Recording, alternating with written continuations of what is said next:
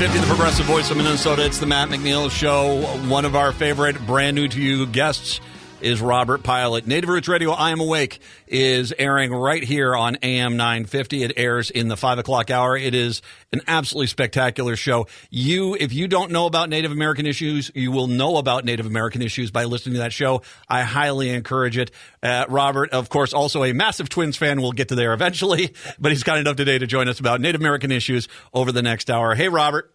Hey, thanks a lot, Matt, for having me on. My absolute pleasure, man. Thank you very much for the time. As always, I want to start off with the one of the things which is good. I'm glad you have talked on your show a lot about the expansion of the arts in the Native American community and into the rest of America and the appreciation for the arts. You've talked about TV. I know you've had a lot of guests on from TV shows and movies and stuff like that. I want to point out, not only have I seen multiple museums really expand out their exceptional Native American art collections, which is great, but as well, we had in Minneapolis here this great play for the people, a unapologetic, beautifully done Native American piece. Wes Studi was there. It was amazing. And it was just a wonderfully done piece. I think we are seeing a bit of a renaissance here in regards to Native American arts and its basically expansion across America as a whole. Yeah, I agree. And I really think that it all has to do with Standing Rock. And, remember Standing Rock, all these things happen in a positive way. Native Americans were put on the spotlight again in a good way, in a progressive way about clean water and all those things. And if you remember, Matt, my show started because of Standing Rock also. Mm-hmm. And it did, and it brought the attention that came there, not just to the Native American communities, which once again, if I can say, as the white guy, it was a complete lack of coverage in news over the decades of Native American issues. And you guys basically said, no, not this time. This issue is going to get covered. And it did. And I think it brought an awareness of the continued mistreatment of the Native American populations. And I think you're right. I mean, as horrible as that was, and it didn't have the ending we wanted to have, it still ended up, it brought a lot of awareness, and a lot of things have been changing ever since that time. At least it seems from my perspective, which once again is a bit muted and not as valuable as your perception on it. Well, and I agree with you, Matt. I mean, during that period of time, not only as art, and I consider movies and television show art too. We had the movie Prey come out, the prequel, and that was in a Native American experience prior to colonization with that animal. And then we also had Rutherford Falls, who the lieutenant governor here in Minnesota believes that it was based on her because if you remember, her husband worked for NPR, so it was kind of funny, and she was upset when that was canceled. And Reservation Dogs, of course, a big award-winning TV show, and as a matter of fact, I think it was TV Guide made one of the episodes from Reservation Dogs the best episode of the year on television. Mm-hmm. So I mean, things like that, and I think too, Matt, we're blessed to be in the Twin Cities where we have a thriving urban community, but that isn't the case all over the country, and we're blessed to recognize that natives are still here. But I think the masses in the United States believe that we're still dinosaurs and they haven't been taught things in school and history. And so the Renaissance is happening, as you said, but it's also things that we have been doing, and we've still been here, and we've been plugging away, whether it's our beadwork, paintings. You don't have to be a Native American to paint a painting. You don't have to throw a teepee in there, or a chapotake, or an eagle, or a wolf. We're human beings, and we're artists, and have different facets to us too. But big renaissance, as you were saying. Amber Midthunder, and by the way, is the best action film of the year, hands down, was Prey. Now, they needed to do a little work on the CGI bear. Let's be honest about it. But that being said, the fight scenes, with her and her brother and the Predator. Holy God, that was one of the greatest things I've ever seen. And then, of course, the end of that film, and everyone I know that's watched that film is like, holy God, this is the best Predator since the original. And it was the perfect setup. I loved how they did it. And also, I'll bring up, if I may, the Killers of the Flower Moon and Lily Gladstone, who had I don't know if you saw her cover, the story they did on her in Variety. And it is wonderful to see, because I think, and to a point, it's something we've seen in the last few decades, is this realization that, if you have a Native American part, why the hell don't you have a Native American actor in it? And I mean, it's a no-duh sort of thing for us today, but it took for a long time for us to realize, it had to change. And as you brought up about paintings and stuff like this, it doesn't have to. I mean, a painter's a painter. Some of the Southwest landscapes I've seen by some of the Native American artists are just spectacular. And it's not necessarily the image itself is not Native American. It's just a gorgeous landscape. And, right. it's just sometimes it's shocking how long it takes for us to come to the realization of the cultural and creative and artistic element that's lying within our own country, and we just have not been able to see. Well, and also there's a movie called Fry Bread Face and Me on Netflix that just came out, and what a heartwarming, realistic story about natives in the res and urban Indians, and taking place in, I believe, like the early 80s.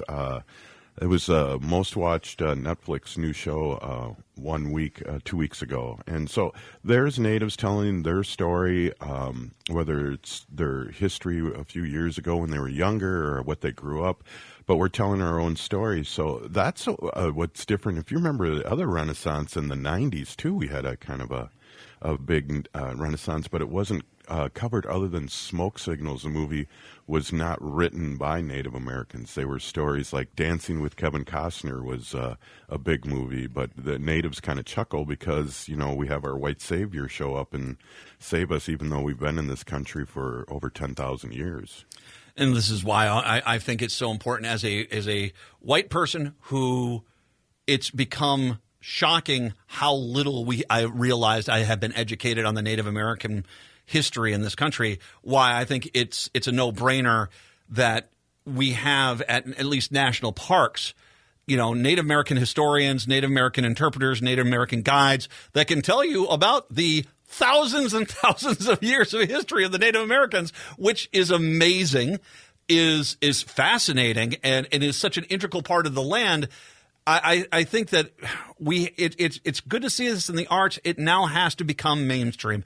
And I know in Minnesota they've started making some inroads into more inclusive texts and subject matter within schools.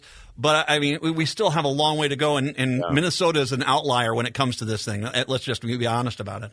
I agree, and I was at the museum, I live in New York too, and I was at the Museum of Modern Arts, and if you've ever been there, it's beautiful. It's so beautiful. Each floor has representation from the 1800s of artists, American artists, and all the way, and they go each floor every 50 years or so, or 100 years. No native artists. No native artists in that museum, and I was really perplexed by that. And I know they throw crumbs out there every once in a while and have a showing of a native artist, and it's like a land acknowledgement, Matt. It's like so that was disappointing. But again, wow, there's so many reasons to be grateful that we live in Minnesota.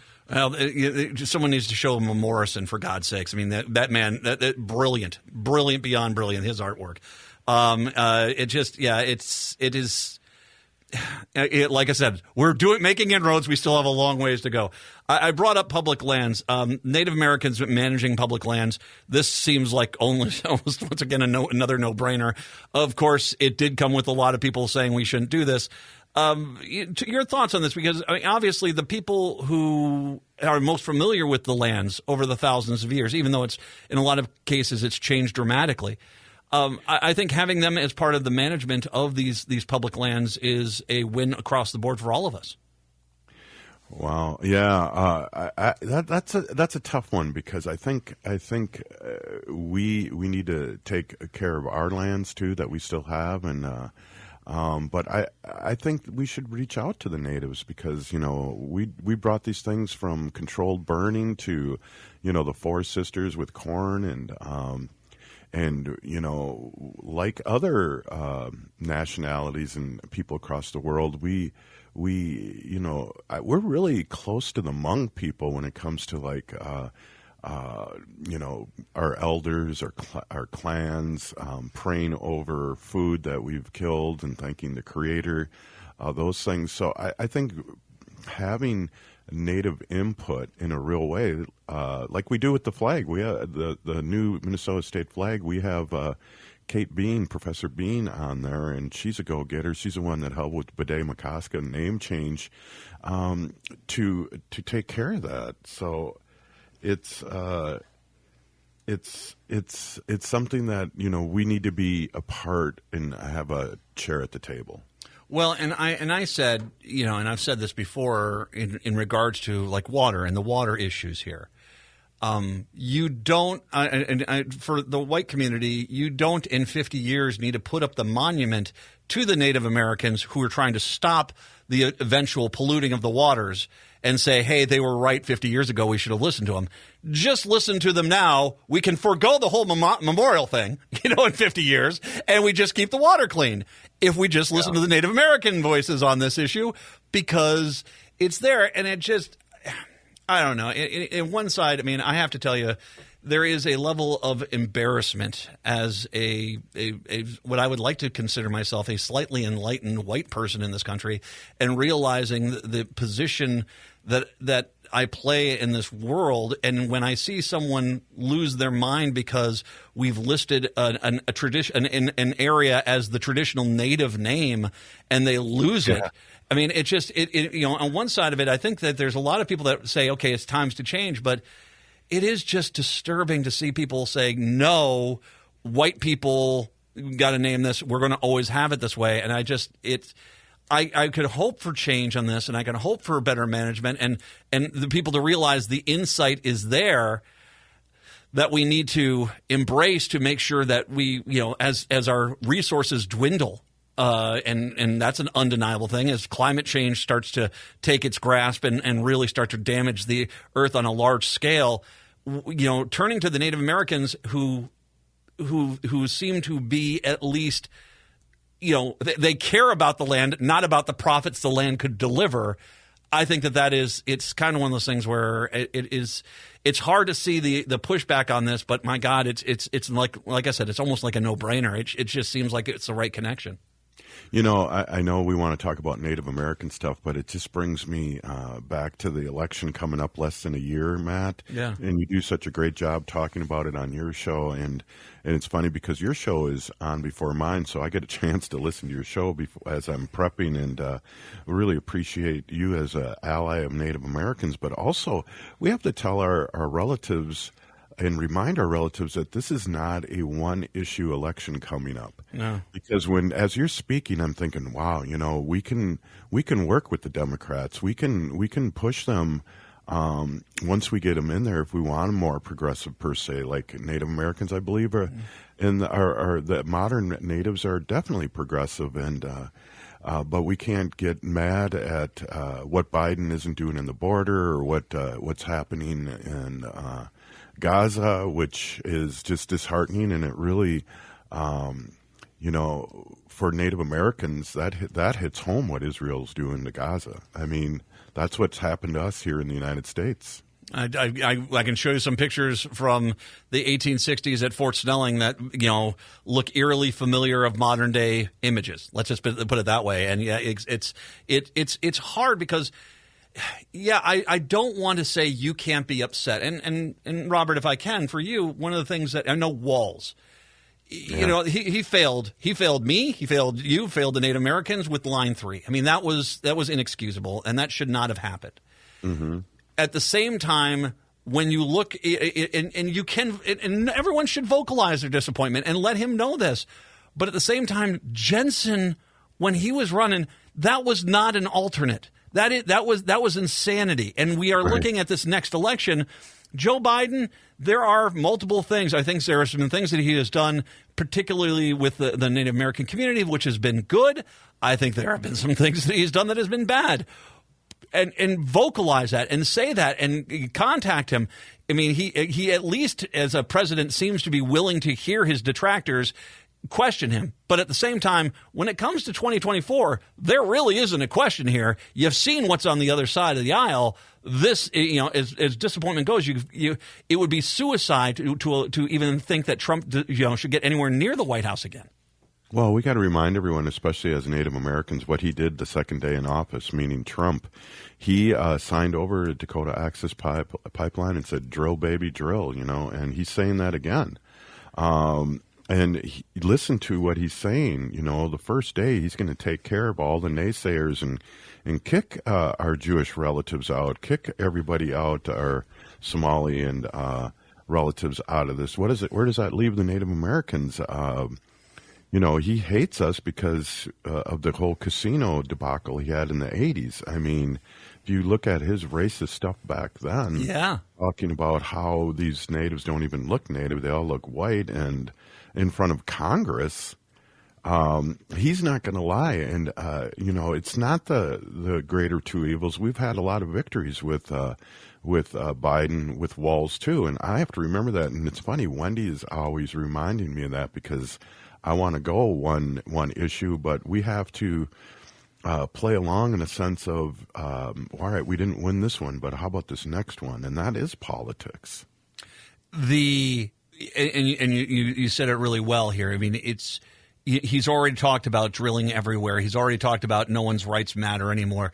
We should look at these mines that they're trying to build up in the Arrowhead region and realize that although there will still be some court cases that will try to stop it, he will hand over, and that's not even a domestic company. That's Antofagasta. That's the Chilean mining company. He'll hand over large swaths of northern Minnesota to be ripped to shreds, not because of any other reason outside of he doesn't care.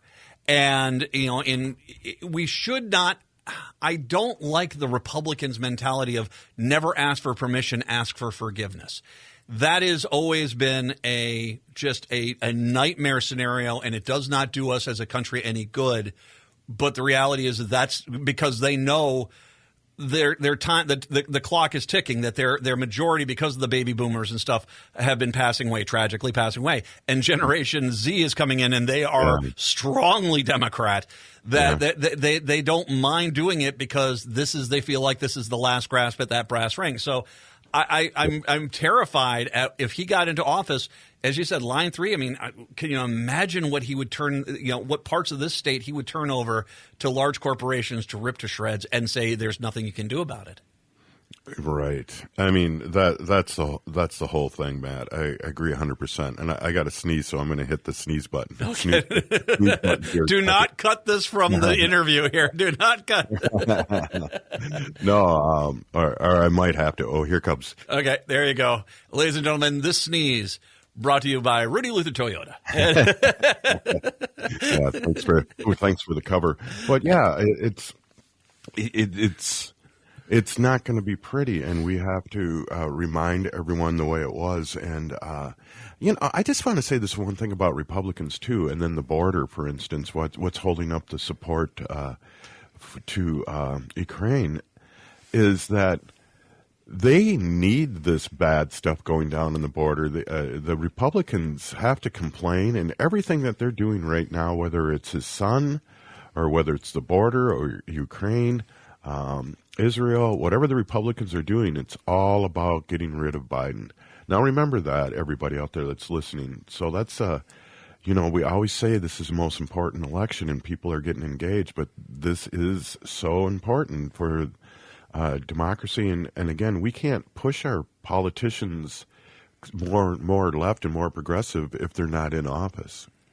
Well, and it also should be mentioned, not only do they have to scare you into voting for you, their entire narrative when they're in office is anytime they do anything bad. And let's face it, the Republicans, they've been in charge of the House. They are an absolute train wreck of a management team. They are horrible. What's their whole argument? Well, it'd be better than the Democrats. No, you wouldn't, but that's all they can say. That's the only thing they can say. their brainwashed voters, their constituents, that's good enough for them. And I think that's where this whole thing fails. I mean, one side is trying to make things better. It might not be perfect, and they might fail at times, undeniably.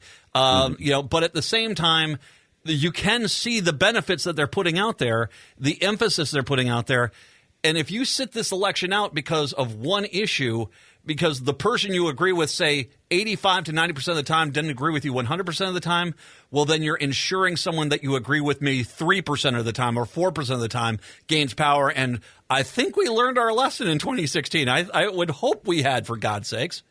Well, and remember, too, and I was going to say this before the sneezing attack, was that Gen Z does not take polls. So these polls are ridiculous in many ways. And, thank goodness for your show, for AM 950, and all the progressive radio stations across the country, because, the other side says all these outrageous things that we know are not true, but they say them enough. Their Kool-Aid drinkers follow right along with them. And but I feel like we really are doing a good job here. You're doing a great job keeping people straight on what's happening. I mean, you were talking a few days ago about that ridiculousness about our artists, our musician relatives that are getting ripped off in a venue here in the Twin Cities, and it goes on. And I'm going to go right back to what we originally were talking about: is find out who you're buying your art from, no matter what it is.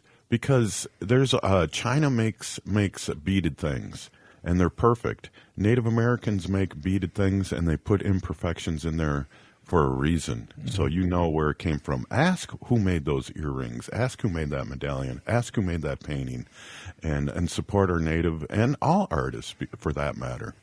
I have on my Christmas tree an ornament from some Native Americans in Arizona. It is made of clay. It is imperfect, but it is one of the most beautiful things I've ever seen.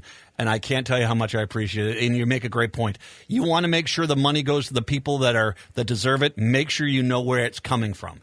And if you can't determine where it's from, then go find that information before you make that purchase. Let's take a break. When we come on back, we got a lot of things to get to. I'm going to give you 10 full minutes on the Twins. 10 full minutes for Robert Pilot to talk Twins baseball. And we might have to make you a regular guest through the summer on Twins baseball. I'll get to that here in a little bit. Robert Pilot joining us for a brand new to you show. It is the Matt McNeil Show on AM 950.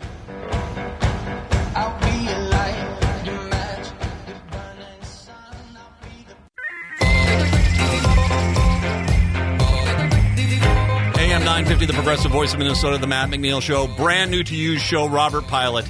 Exceptional. I'm lucky to be the lead-in for his show, Native Roots Radio. I'm Awake, 5 o'clock hour here. And Robert, if I may, one thing I want to just say to the white people. Hi, white people.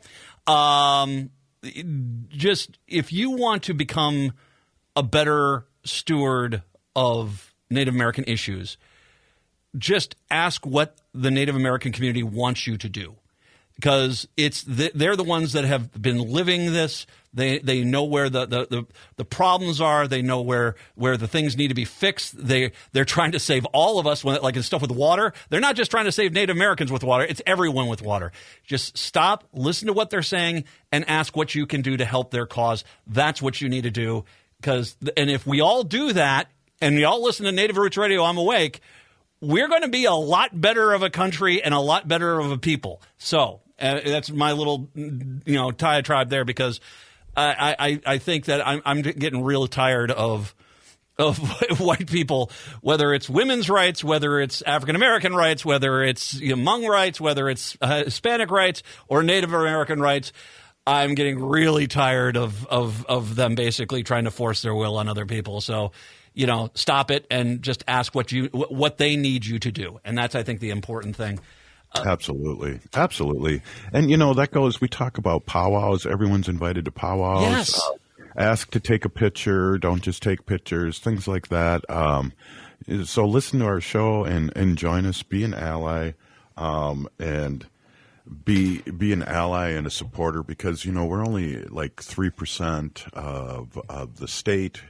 A little more in other places, but we do have big voices. We have a lieutenant governor here in Minnesota who's Native American. We have 3 legislators and 1 state senator here that are Native American, and they've gotten a lot done. And I think just being there for them to be at the Capitol puts people on notice, whether it's people that are maybe lazy and don't want to deal with Native issues, or people that really don't know about Native issues, or people that don't care about Native issues. So it's great that they're at the table, and it's great to have this show.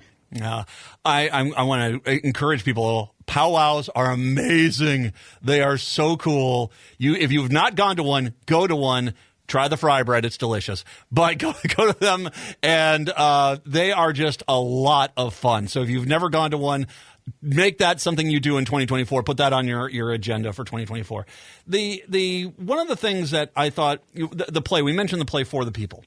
And one of the points, a bit of point of conflict within that play for the Native American characters was the Native Americans that came from reservations versus the Native Americans that came from the city. Minneapolis has a large, vibrant Native American community, yet it's still, a lot of times, Mayor Fry, the city council, seem to overlook that part of the community and not necessarily address the needs of that community. Can you talk a little bit about your impressions on the status of Native Americans in the urban Minneapolis environment? It's a pretty funny question, and they joked about that a lot. And I think, what's an interesting thing before I get going on my opinion here is the urban Indian in Minnesota, and I think in the United States, I heard 70% of Native Americans live in urban settings. So in other words, 30% live in reservations. I thought my mind would be the other way around, but it's not. And I know we have a lot of transient natives that go back and forth from the Dakotas, or for us, Ho-Chunk, Nebraska, and the Black River Falls or Wisconsin. But I really, one of the things that play reminded me of too, that there is many vibrant communities, not just Franklin Avenue, but we have the west side of St. Paul. It's a big Native American and indigenous community. I know the east side of St. Paul, where I used to teach, has a huge Native indigenous community. North St. Paul, and that's just in St. Paul and Minneapolis. So we commingle with other tribes. We don't want to be pan-Indians either, meaning, not everybody wears a headband and not everyone believes in the same things, or has the same language for that matter. And so there's a little pushback, who's more Indian and not, but I think that's just a colonized way of thinking, and our young ones don't think that way. They're very open into everyone, and I think with boarding schools and trying to erase us has really put us back a couple generations, but it's been picking up in a good way. Do you feel as if Melvin Carter is doing a better job in St. Paul addressing the needs of the Native American community, or do you think there's a failure at times with some of the issues that are important to Native Americans within the Twin Cities metros? That's funny that you say. I think I'm still kind of up in the air about Melvin. I know he went to the same high school as I did, and blah blah blah. But no, and his father. I remember his father was a outstanding police officer, and those were the days where you could really differentiate the St. Paul police from the Minneapolis police. And I don't know if you're old enough to remember that, Matt, but there was a big difference. Oh yeah, St. Paul police would help you out, and Minneapolis police at one time were talked more like the L.A. Police Department in the 80s and 90s. Well, I always remember St. Paul cops always used to have those big bushy mustaches. I don't know why. It's like it's like they had like this mustache like it was a 1970s baseball player, and but they always were. They seemed to be. There was a light year difference between St. Paul cops and Minneapolis cops, and I can only imagine, considering I'm not a member of the groups that the Minneapolis police were targeting. Right. Well, I got pulled over many times for different reasons over my over my lifetime here in St. Paul too. But that had to do with probably I was young at one point, and us young kids needed to be pulled over by the police, but I haven't had a quote unquote problem, but I don't think good things happen after midnight, so I kind of stay in the house when it comes around midnight. But back to Melvin, I'm glad he's doing what he's doing. I don't know how significant our mayor is. I know there's a lot of pushback for Fry, and especially with the homeless encampments that are happening. And I feel like Fry's an upstanding guy, but I don't know. It's hard. It's so hard for him to play so many different realities. We were at the MMIW march in Minneapolis last year and Mayor Fry was booed out of there. And normally he would be able to come and say a speech to the community, and they booed him out of there. And so there's a lot of things in Minneapolis that we don't have in St. Paul, or we have it in a smaller degree.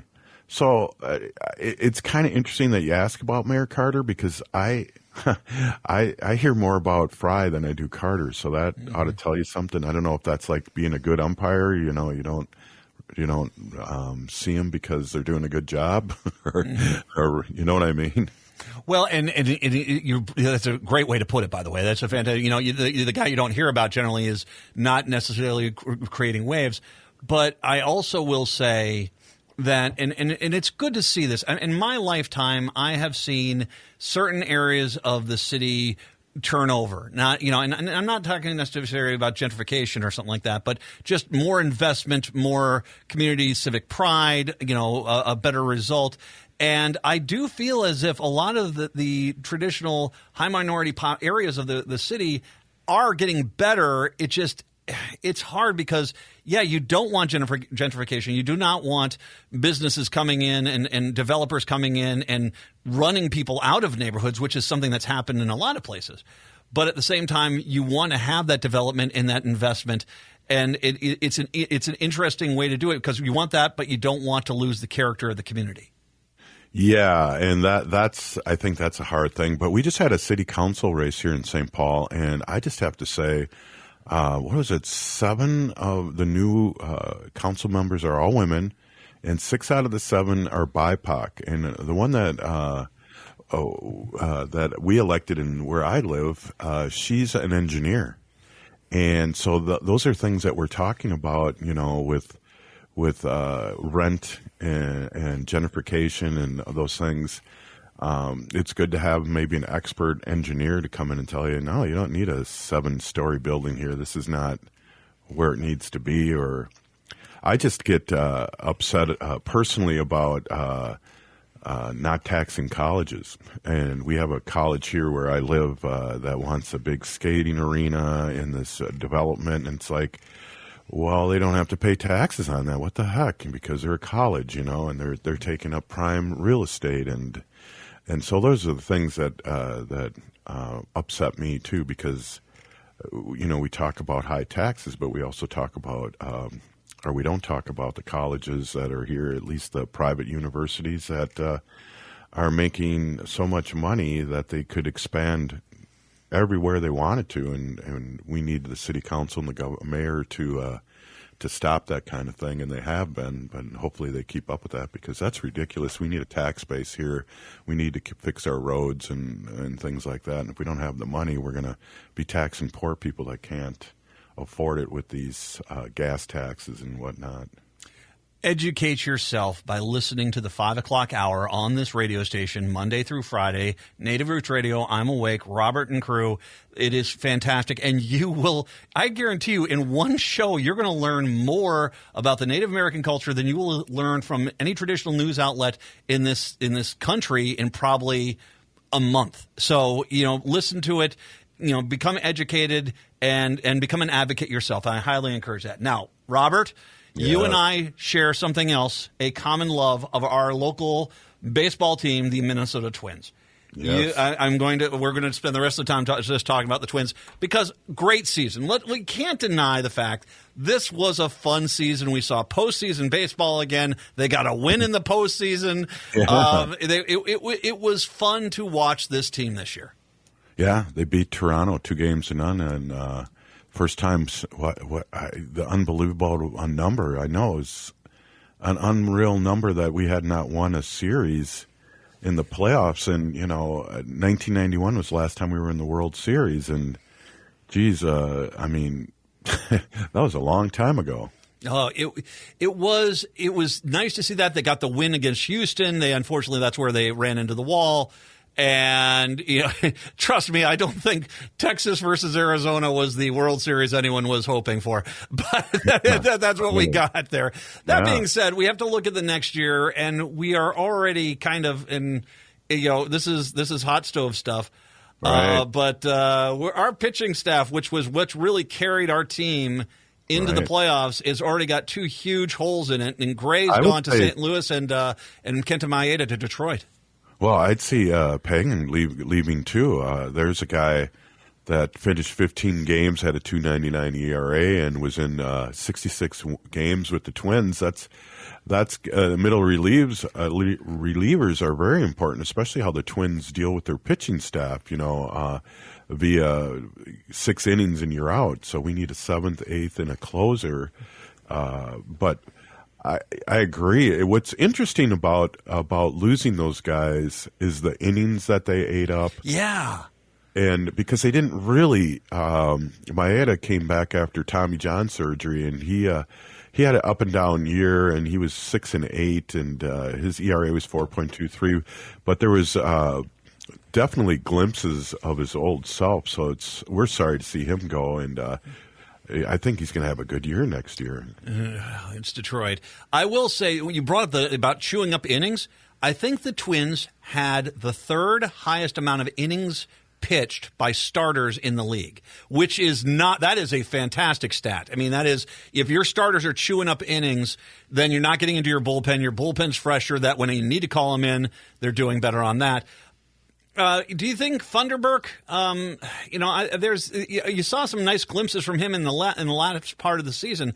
Do you think he could step up and possibly become a starter? Well, isn't he the cat that's thrown unbelievable? And when he came in relief, he was lights out. Yeah. He was only with us for 11 games and 12 innings, but he had 19 strikeouts, which is really where you want him to be. That's going to be a wild card. He's 26 years old, and he's been injured a lot too. Yeah, that's generally when you see this separation, who's a starter, who's a reliever, it's generally the injuries are the key. If you've got a pitcher who's been injured a lot, they generally kind of filter them in towards middle relief. But one thing we don't have to worry about is our closer. Duran is he's a stud. I mean, that guy throws. I mean, he can't. If it's more than 24 pitches, we're screwed. But if it's 24 or less, he is the hardest pitcher to hit in baseball. He is statistically too. I think he is thrown somewhere in the top 10 miles per hour of any pitcher. He's like 1, 2, 3, 4, and 5. And 105 miles an hour, and he's thrown the fastest recorded fastballs last year. Yeah, there's something in his arm that clicks that just gives him that little bit of extra friction. And if you think about it, go back to someone like Randy Johnson, who when he pitched with Arizona, here he was this tall guy on top of the mound, and so kind of physics worked in his advantage. That's not Duran. I mean, he's 6'5", but he doesn't pitch like that. He pitches. There's something else that guy figured out, and that ball. That is, everyone who watches him say, "Wow, the hitters can't catch up to it," which is just phenomenal. Well, if you remember when Kansas City was winning, they had 4 or 5 people that were bringing it 100 miles an hour, and I think the major leagues took a look at that and said, we got to get our relievers in here throwing 100 miles an hour. And I don't know what changed. Was it physics or people that are able to throw 100 miles an hour? But I've never seen anything like this the last 10 years. Buxton, he wants to come back and play center field. I'm a little hesitant about this. you've got a contingent of outfielders here that are not bad. Nick Gordon's out there. Krylov is out there. Wallner played well. Larnick played well. Kepler, I don't know. What do you think? What are your thoughts there? I'm not down on Kepler at all. And I think when the All-Star game came up and the manager called everybody out, not up to their thing, and he was on fire. And if you look at his career stats, he's 30 years old. He hit 24 home runs, 66 RBIs. That's what he does every year, and he batted .260. His on-base percentage was .332, and I'm looking at the stats right here. That's the fourth best on the team.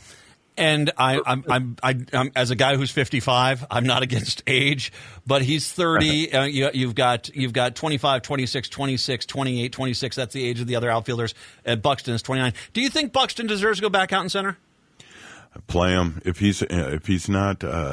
You can count on if he's going to be center field, or even if he's DH, he's going to get hurt. He just plays.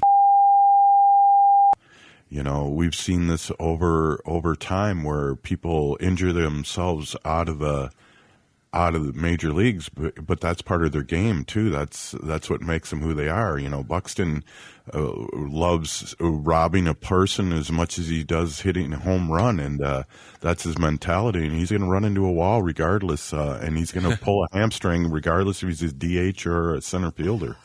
I don't like giving him the nickname Mr. Glass, but it is a fairly appropriate nickname for him. Here's what I want to do. Next year, you know how I have Broadcorp on to talk Vikings football. Yeah. We've got a much longer baseball season. How about once every 2 weeks, I give you 20 minutes on my show, you and I just talking Twins throughout the entire season. Are you up for that?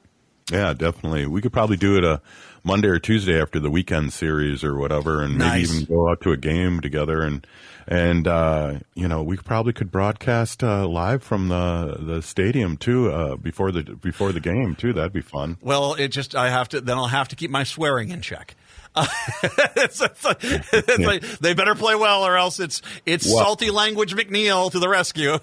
No, but what's good about that is the game's not till 7. Well, so that's good. We're off the air before they start getting us irritated. But it's a fun experience, and I had Dan Gladden on the show, and he's a lot of fun because he's one of the I believe 8 players that were both on the 87 team and the 91 team, and that's a big trivia question, but he is a class act, and I hope he comes back. They're not really saying if he's coming back. I know they have a big turnover there on air where Bremer is no longer on. He's been kind of pushed out, and now they have a different their play-by-play on radio has gone to TV, and then I hope Gladden's back because I get a lot of insight. I believe watching TV, I think Roy Smalley's the best, and they could get rid of everybody else as color commentators on the television end. One last quick thing here, really quick. Minnesota Wild, learn from the Minnesota Twins on how to embrace the Native American population, as well as other groups that need to get representation. The Minnesota Wild, I don't think, do nearly as well as the Twins. The Twins have been exceptional at grasping out to every member of the community, and I appreciate that immensely with that team. That's one of the reasons I love that team quite a bit. Yeah, and they're a class act. Everything we've dealt with them, with our store being there and being out there, and then also broadcasting on Native American Night and getting interviews. They've been nothing but a class act, the Minnesota Twins. Thank you for being my friend. Thank you very much for all the kind words over this last year. Thank you very much for your spectacular show. And once again, Native Roots Radio, I'm awake, 5 o'clock hour. I'm the lead-in for it. Go listen to it. It is exceptional radio. Robert Pilot. Robert, as always, my pleasure. Thank you very much for the time. Hey, Peeny Gigi, and congratulations on being on in Illinois. That's a huge deal, and I know they'll love you out there. Oh, they don't want to hear me talk about the White Sox, though. Yeah, the Bears, be careful. Robert Pilot, let's take a break. Come on back. It's the Matt McNeil Show right here on AM 950.